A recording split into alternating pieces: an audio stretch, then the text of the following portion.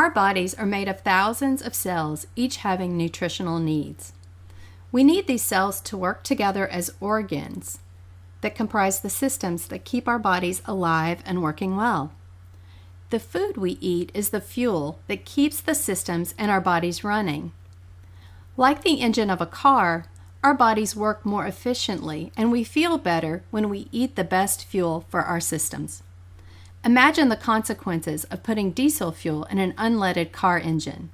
The car will not run for long with the wrong fuel. Likewise, over time, our bodies suffer the consequences from poor dietary fuel choices. While we might remember the basic facts of nutrition education we had in school, we live in environments that don't always help us in making good nutritional choices. Many of us live a fast-paced lifestyle that challenges our time for meal planning and preparation. Some of us live in communities with an abundance of fast food that may be more available and economical than healthier options. Still others of us live in food deserts or communities that are lacking grocery stores nearby. During this portion of the module, we will review some of the basics of adult nutrition. Let's begin by reviewing the impact of poor nutrition. Find the box on the top of page 4 of your handout and circle the correct adjective as we cover this content. Our slide lists some of the impacts of poor nutrition. These include increased fatigue, decreased mental effectiveness, increased irritability, decreased or lower energy levels, reduced ability to think clearly, decreased ability to perform your job effectively, higher levels of stress, and decreased productivity. Simply put, poor nutrition does not give the body the energy it needs to function at its best. If you spend a few minutes thinking about the average day for someone in the early care and education profession, the daily responsibilities require a great deal of energy and patience. The interactions and conversations early care and education professionals have with children are constant and a vital part of a quality environment. As you think about a typical workday for you, how could some of the impacts listed on the screen impact your work? In addition to the impacts listed, a history of poor eating and physical activity patterns have a cumulative effect on our bodies and are linked to many health challenges that now face the U.S. About half of all Americans, or 117 million individuals, have one or more preventable chronic diseases. Choose My Plate is the USDA, United States Department of Agriculture, food guidance system for Americans. This image was developed using the Dietary Guidelines for Americans and was released in June of 2011. It serves as a visual guide to healthy eating. This image replaces the former visuals of My Pyramid and the Food Guide Pyramid. As we've discussed, food gives us nutrients like vitamins, minerals, and dietary fiber, which our bodies use to stay healthy. Balancing our plates to align with My Plate supports us in getting nutrients necessary for good health. We all know the importance of nutrients for children's growth, but it's just as important that adults have nutrient-rich foods. My Plate applies to children, adolescents, adults, and seniors. In the image, you can see that half the plate is made up of fruits and vegetables. It's important to have a variety of fruits and vegetables and to prepare them in ways that have minimal fat and salt. Grains make up just over a quarter of the plate. We should think about making at least half the grains we eat whole grains, things like oatmeal, whole wheat bread, and brown rice. Protein makes up just under a quarter of the plate.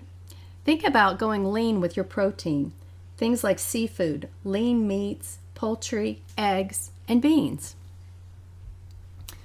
Last component of My Plate is dairy. Get your calcium-rich foods and focus on low fat.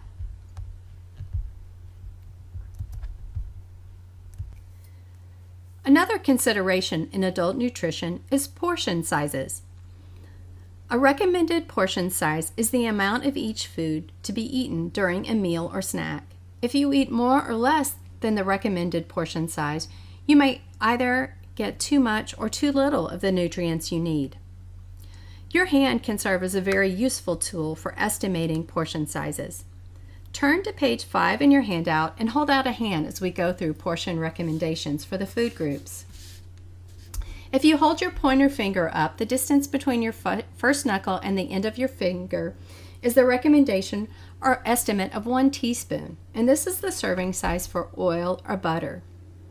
Your thumb from that first knuckle to the top is about a tablespoon, and this is the recommendation for 1 serving of peanut butter. Your 2 fingers held up would be about the size for 1 ounce of cheese. If you make a fist and look at it from the front or from the top portions of those knuckles, that's about a half a cup, and this is the recommended serving size for rice or pasta. And opening that hand up, if you look at the palm of your hand, this is about 3 ounces and would be a measurement for our proteins, those lean meats, beans, and fish in our diets. The size of the dishes can also impact your serving sizes. We all have a certain visual idea or understanding of how full a plate or bowl should be when served.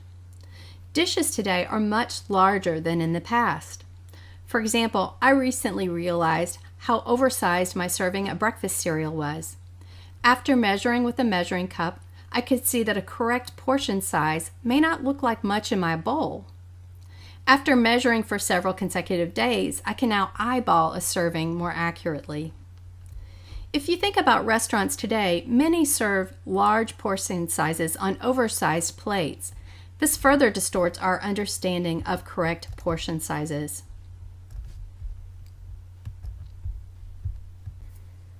Another useful strategy in improving your nutrition is tracking food intake.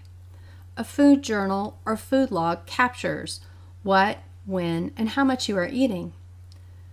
First, a food log keeps you accountable. If you have to write it down or log it, it makes you think about your choices. The log depicted on the screen captures the time, what and how much was eaten, and where it was eaten. As part of a food log, you may also choose to capture calories, your feelings, or how much time was spent at the meal. This information can help you understand your food triggers or habits. Some of us eat more than we think we are eating, or maybe we eat more frequently than we think we do. We may snack without realizing how much or the quantity we are consuming. Likewise, we may feel like we have a healthy diet and make smart food choices, but when we track our food and look at it, we can see that our perceptions may not match reality. Simple steps like counting how many servings of fruit and vegetables we have daily and striving for 5 can be a first step. SuperTracker is a website that allows individuals to set nutrition and physical activity goals. By creating a free account, SuperTracker provides opportunities to develop personalized plans using a food and physical activity tracker. The site also offers resources and tips to help guide individuals to make healthier choices and plan ahead. Other useful apps and websites include MyFitnessPal, Spark People, and Fitbit. Each of these supports individuals in creating a log to track their nutritional intake. Healthy eating is determined by both what we eat and how we eat. Our slide lists some strategies for healthy eating.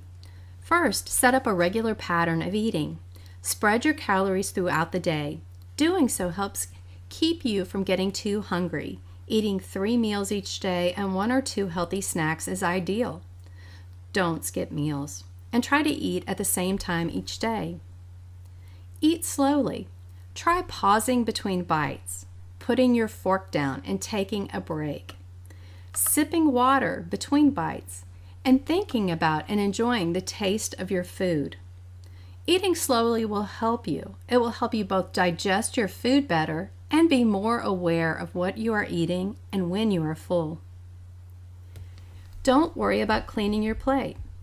Serve yourself smaller portions to begin with. Think about the portion sizes we discussed previously. The greatest waste of food is eating more than you want or you need. Lastly, change your eating environment. Eat with other people. Don't eat while watching the television or while doing anything else that can take your attention from the meal. Make your nutrition and your eating a priority.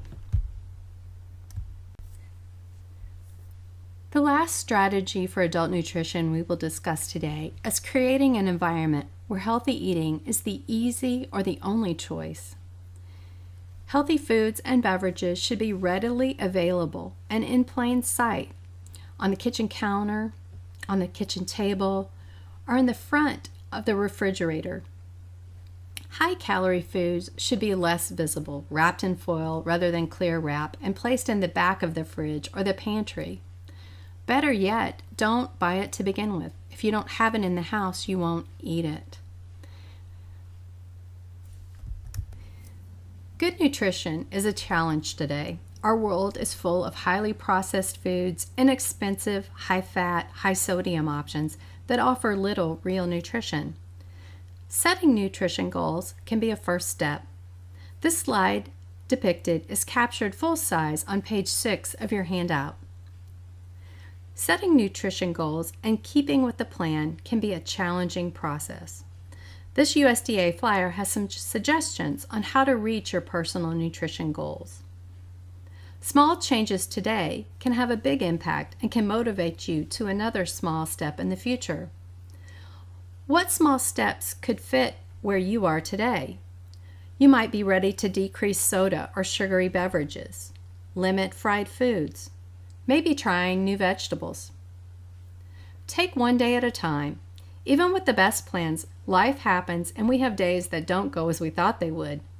Be gentle with yourself and don't give up. Start again tomorrow.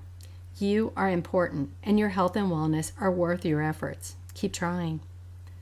Find supports. Find a friend, a family member, or coworker who might be ready to join in on small steps around adult nutrition, and you can support each other along the way.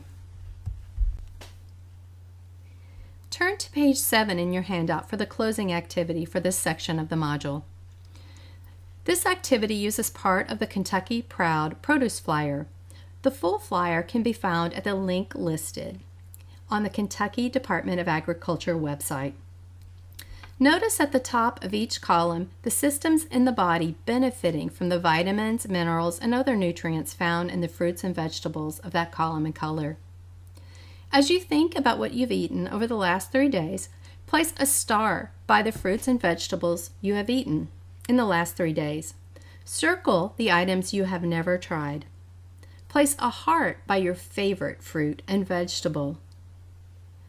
After you complete this activity, tally up and see how many fruits and vegetables you've eaten over the last 3 days. Did you get your 5 a day?